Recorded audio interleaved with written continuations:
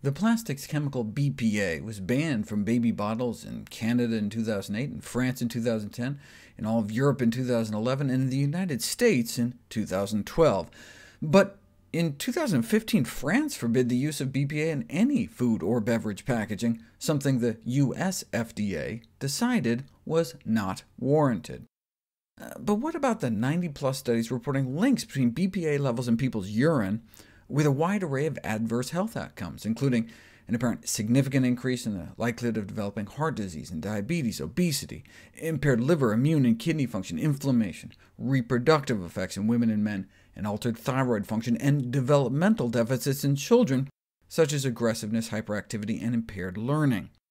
Only a very small minority of studies appear to support the federal government's assertions that there were no effects at low doses. So where's the disconnect? Governments determine safety levels by sticking tubes down into the stomachs of lab animals.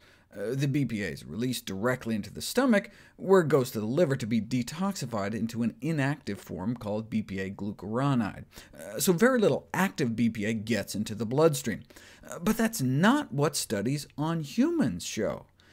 People have active BPA in their blood, and so the FDA response was to reject all such human studies as implausible.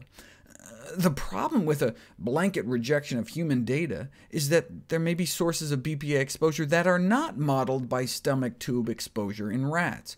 After all, this isn't how food enters our bodies, actually. We chew it, or we move it around our mouths before it enters the stomach. And it turns out BPA can be completely absorbed directly into the bloodstream from the mouth, thus bypassing instant liver detoxification. The same would be the case for BPA absorbed through the skin. So-called thermal paper is 1 to 2% BPA by weight. That's like cash register receipts, luggage tags, bus, train, lottery tickets. Taking hold of a receipt can transfer BPA to our fingers, especially if they're wet or greasy, but does it then get absorbed into our system through the skin? Well, cashiers were found to have more BPA flowing through their bodies, but that was just based on a few people.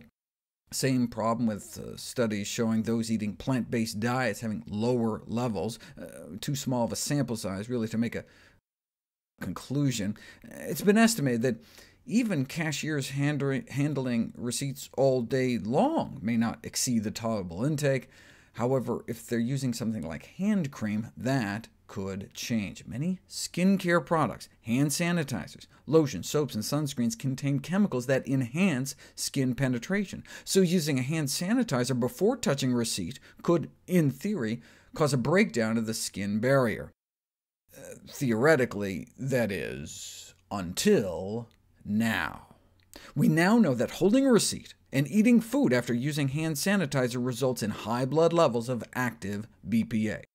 Researchers at the University of Missouri conducted a study to mimic aspects of the behavior of people in a fast food restaurant, where they've observed people using a hand sanitizer, handling a receipt, and then eating food with their hands. They found that when people handled a receipt right after using Purell, BPA was transferred to their fingers, then fries, and then the combination of absorption through the skin and the mouth led to significant levels of active BPA in their blood. You can hold a receipt in your hand for 60 seconds and only come away with 3 micrograms in your body, whereas if you pre-wet your hands with hand sanitizer, you can get 300 in just a few seconds, 100 times more. These findings show that just a few seconds touching a receipt after using something like hand lotion could transfer large amounts of BPA, and so this could explain why dozens of human studies show active BPA in people's systems, contrary to the assumptions based on stomach tube studies in rodents. When actual evidence contradicts your assumptions, you reject the assumptions, but what the FDA did was instead reject the evidence.